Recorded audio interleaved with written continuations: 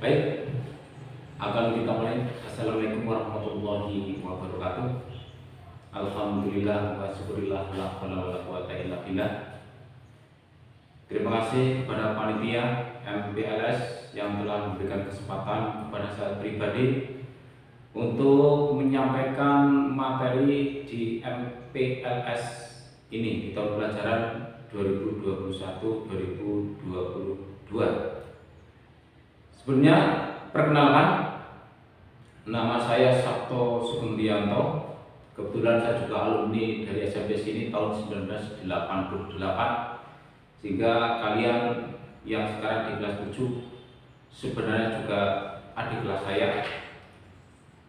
Saya adalah guru pengampu PPKN kelas 9, diberi tambahan tugas juga untuk membantu rekan-rekan dalam pengelolaan, dalam standar pengelolaan, di standar pembiayaan, dan di standar Sapras. Saya cuma membantu, ada penanggung jawabnya masing-masing. Mengenai alamat, saya dekat aja dari sini sekitar 700 meter, ada di Desa Kaibaun Petangkuran, Kecamatan Ambal. Dari sekolah sekitar ke timur sekitar 700 meter. Untuk MPLS ini, saya diberi tugas oleh panitia untuk mengampu tema kesadaran hidup berbangsa dan bernegara. Ya, kata kuncinya adalah sadar hidup bangsa negara. Sadar hidup otomatis di dalamnya dia ada keterikatan. Dia hidup di tengah-tengah kehidupan bersama. Kemudian bangsa adalah sekelompok orang atau manusia yang mendiami suatu wilayah karena persamaan nasib atau pengalaman sejarah tertentu. Nah, sekelompok manusia yang hidup bersama-sama di tengah-tengah masyarakat, kalau sudah punya pemimpin, sudah punya pemerintah, terbentuklah negara. Otomatis beberapa manusia yang berkumpul di wilayah Indonesia, di Indonesia ada pemerintahnya, maka sekelompok manusia itulah sebagai warga bangsa itu dan warga negara itu otomatis dituntut adanya kesadaran akan keterikatan terhadap aturan-aturan yang dibuat oleh pemerintah. Dalam hal ini pemerintah Negara Kesatuan Republik Indonesia. Dan itu pun harus ditujukan oleh setiap warga negara dalam bentuk sikap dan perilaku atas kesadaran masing-masing yang dilandasi atas keikhlasan, kerelaan demi atau semata-mata demi kebaikan bangsa dan negara Indonesia. Nah, kita sedikit review ke belakang. Kenapa muncul adanya tema kesadaran hidup berbangsa dan bernegara? Pasti ada faktor penyebab kenapa kita menggunakan materi itu. Perlu kita sadari, ada beberapa perilaku yang selama ini ada di masyarakat yang sebelumnya jarang muncul, dan itu menjadi catatan bagi pemerintah. Ada sesuatu yang tidak beres. Nah, kejadian apa itu? Yang pertama, sering kita melihat munculnya adanya tawuran antar warga, tawuran antar pelajar. Kemudian ada beberapa bentuk ketidakpuasan terhadap hasil pilkada, dalam hal ini pilbuk, pilwakot, maupun pilek dan pilpres, dalam berbagai bentuk yang kecenderungannya adalah bentuk-bentuk pemaksaan kehendak. Itu sering terjadi. Kemudian Selain itu juga kadang-kadang ada terjadi konflik ekonomi yang berbasis agraria. Misalkan perebutan lahan pertanian, baik antar warga maupun antar warga dengan pemerintah, maupun bahan tambang dan lain-lain. Dan ini persoalan dan harus bisa diselesaikan oleh pemerintah. Nah, kenapa ini perlu diselesaikan? Berlangsung tidaknya NKRI adalah tanggung jawab bersama. Harus ada kerjasama antara berbagai macam komponen negara. Nah, kita sebagai warga negara dan dalam hal ini pemerintah juga sudah berbagai macam program yang dilakukan untuk istilahnya menanamkan kesadaran warga negaranya sadar dia sebagai bagian dari bangsa dan negara Indonesia. Nah, ada beberapa nilai-nilai dalam bela negara. Karena setiap warga negara punya hak, otomatis punya kewajiban juga untuk melakukan upaya bela negara. Nah, ada beberapa nilai-nilai bela negara yang bisa ditanamkan, bisa kita tumbuhkan di setiap hati dan nanti akan direalkan dalam perbuatan nyata dalam kehidupan sehari-hari. Nilai yang pertama adalah nilai cinta tanah air. Ini identik sekali dengan paham nasionalisme, paham yang menempatkan kecintaan tanah air di atas kepentingan pribadi atau golongan. Dengan adanya cinta tanah air ini, insya Allah nanti setiap warga negara punya rasa understanding, punya rasa memiliki terhadap apa yang ada di Indonesia dan beserta isinya di atasnya. Kemudian nilai bela negara yang kedua adalah rela berkorban. Dengan adanya rela berkorban itulah tumbuh yang nanti namanya paham patriotisme. Kita dengan ikhlas tanpa pamrih melakukan segala sesuatu demi yang kita cintai. Dalam hal ini adalah Negara Kesatuan Republik Indonesia. Nah, dengan adanya cinta tanah air,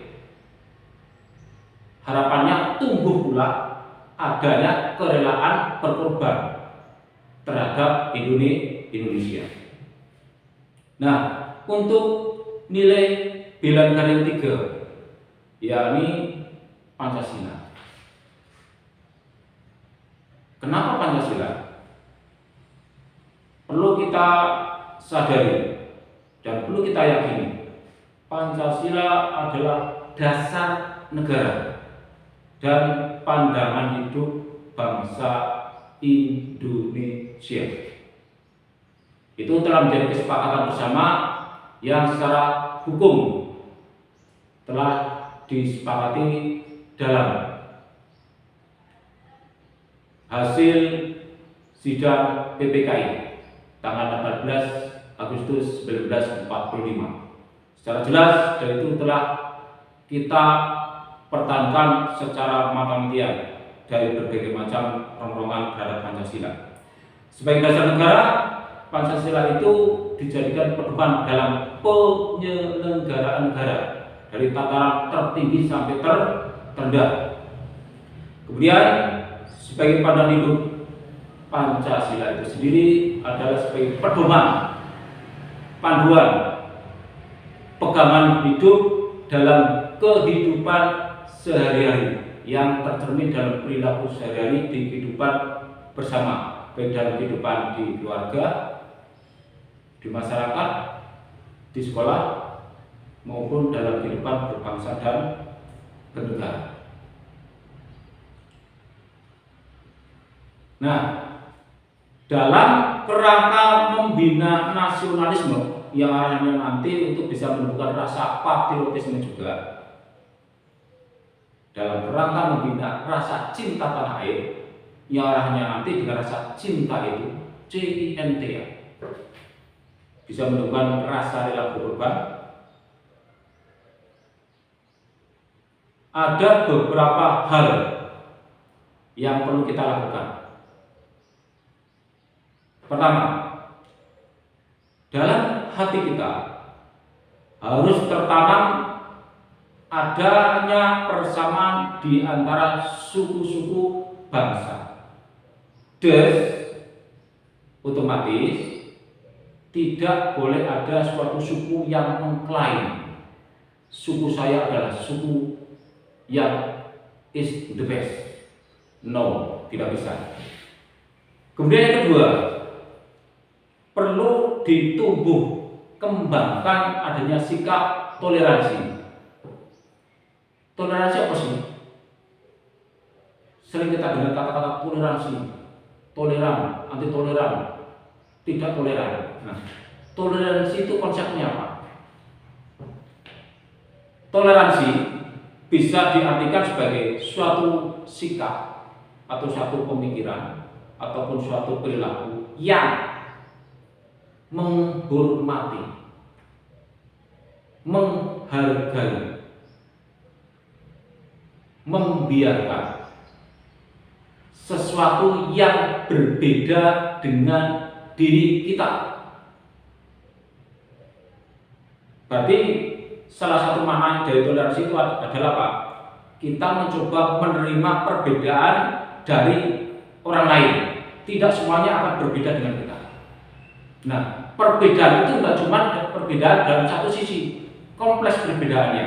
Ada perbedaan keyakinan, agama, pilihan politik, hobi, kesukaan, kegemaran. Tidak mungkin toh semuanya akan sama. Ibaratnya pelangi nggak cuma satu warna, dua warna.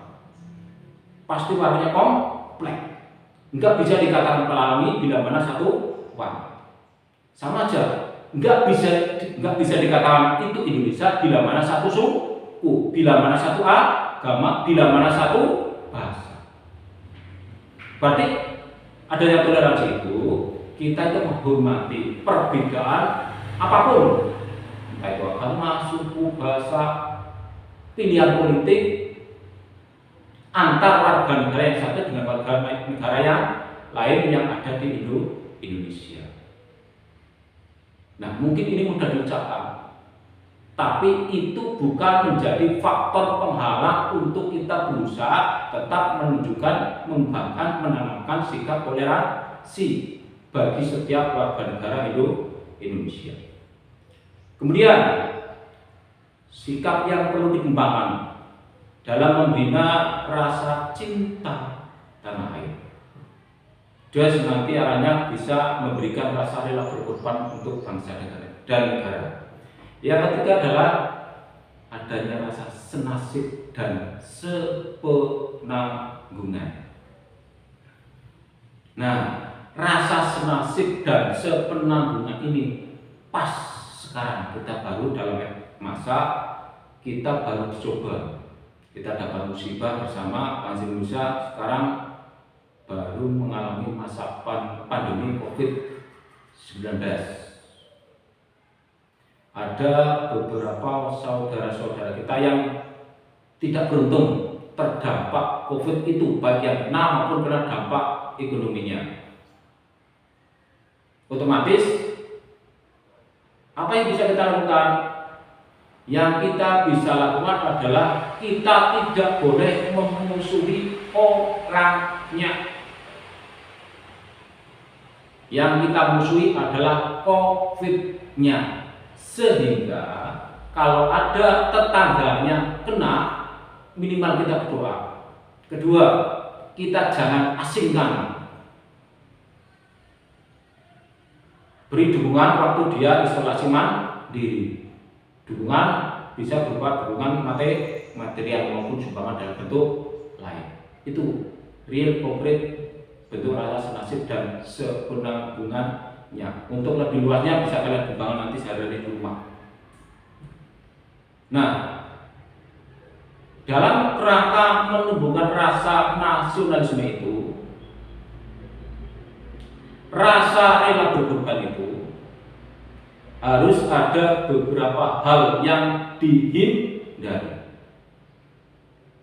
Tadi ada beberapa hal yang harus ditanamkan, sekarang ada beberapa hal yang harus dihindari. Yang pertama, sukuisme. Tadi, suku dari saya adalah suku yang terbaik, tidak boleh. Isme, paham yang berdasarkan kesukuan. Berarti ini kaitannya dengan ras. Nek wonge ora putih, jelek. Tidak boleh seperti itu. Kemudian yang kedua, chauvinisme, memandang dirinya adalah sebagai bangsa yang terbaik di antara bangsa-bangsa yang ada di dunia. Bangsa yang lain acak-acak, enggak berguna. Dan ini pernah tumbuh berkembang di luar sana, waktu zaman Nazi dan waktu zaman di Italia. Yang ketiga, paham ekstremisme, paham yang sering memaksa kehendak berdasarkan keyakinan-keyakinan tertentu. Ini biasanya melakukan kekerasan untuk mencapai tujuan diri maupun kelompoknya. Ini harus dihindari, apalagi zaman sekarang. Hanya kepentingan perut, kadang-kadang tidak mau memperdulikan norma maupun aturan. Yang terakhir, ini hampir mirip dengan sukuisme, adalah provinsialisme. Ini pemikiran-pemikiran berbasis provinsi. Ini konflik-konflik ekonomi, konflik-konflik agraria maupun tambang, biasanya atas dasar tumbuhnya paham provinsialisme ini. Mereka kurang begitu mau berbagi atas hasil tambang dari provinsi itu untuk kebersamaan, untuk dibagikan kepada seluruh rakyat Indonesia. Beberapa titik ini sudah berhasil diminimalisir oleh pemerintah dengan adanya bagi hasil antara pemerintah pusat maupun pemerintah daerah. Nah, beberapa sikap yang dibutuhkan untuk menumbuhkan rasa rela berkorban, atau beberapa sikap yang dibutuhkan untuk menumbuhkan patriotisme.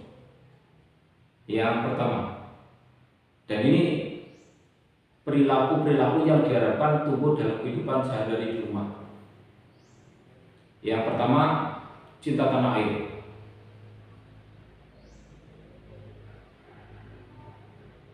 Lima huruf yang sangat menggetarkan dan bisa menggerakkan manusia. Kemudian, rela berkorban untuk kepentingan bangsa dan negara. Berkorban tidak harus dalam bentuk materi. Yang ketiga, menempatkan persatuan dan kesatuan bangsa di atas kepentingan pribadi dan golongan. Otomatis sukuisme, provinsialisme tidak akan berkembang bila mana kita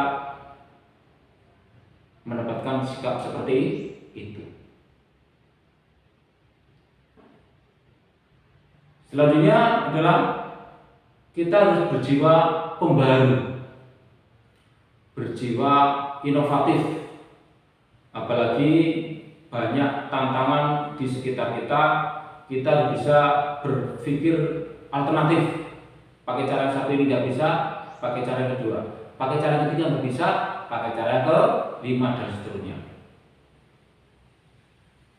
Nah, untuk bisa seperti itu dibutuhkan adanya sikap tidak kenal menyerah dan putus asa.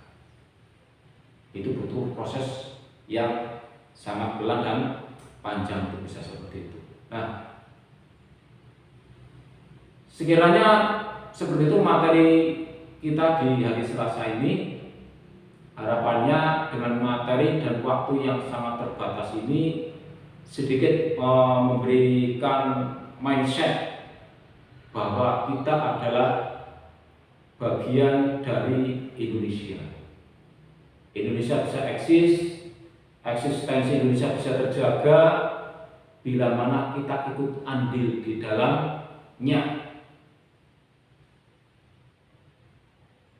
Mohon maaf bila mana ada kekurangan, tetap kami senantiasa membutuhkan masukan untuk bisa berbuat baik. Terima kasih.